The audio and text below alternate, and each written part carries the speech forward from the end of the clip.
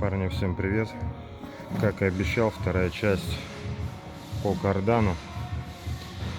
Снял я сам карданный вал и заменил верхнюю крестовину. Снимается вал, сложности никакой нет. Вот это крейки часть, вот это в салоне часть. Откручивается здесь по болтику на 12 головка или ключ. Я ключом трещоточным откручивал.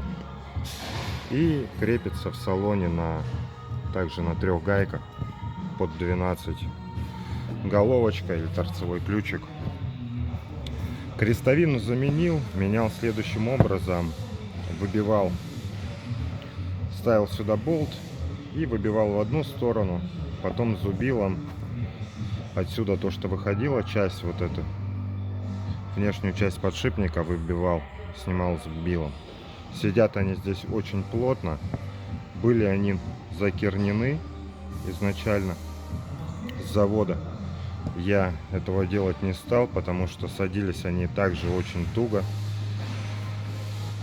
Запрессовывал я их в тисках. Сначала наживлял молоточком и потом в тисках задавливал.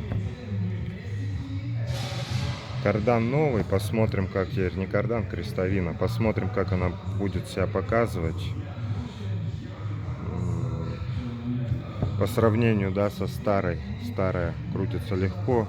Нижнюю я не стал менять, по ней люфтов не чувствовал. Поставлю, посмотрю. Единственный косяк — это я не проверил, не позвал помощника, чтобы он рулем покрутил и чтобы я прощупал эту крестовину. В этом минус.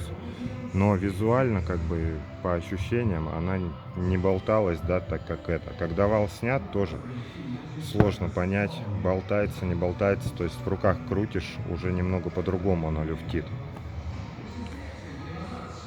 В общем, вот такой момент, когда поставлю, сниму дополнительное видео, расскажу, что дало, не дало. Еще, ребята, когда перед тем, как снимать, вот взял лак у жены красный, сделал метки, как оно стояло. Тут тоже, кстати, наметил, но трогать не стал. Плюс я, когда снимал с самих мест, вот здесь тоже сделал меточку, и на валу, на ответной части тоже сделал меточку, чтобы потом ловить так, как оно стояло. Руль и колеса прямо, ничего не выкручивал. Ну, будем надеяться, что все получится, и этого будет достаточно.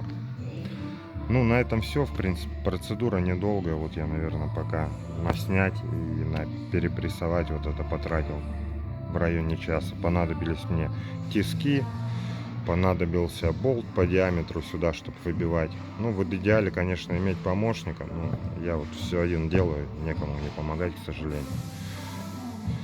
Так что вот как-то так. Можно и одному, если вы не боитесь, как бы, если руки при месте. Все просто, все возможно сделать, сложности никакой. На этом все. Всем удачи. По факту сделаем отдельное видео по тому, как получилось или не получилось.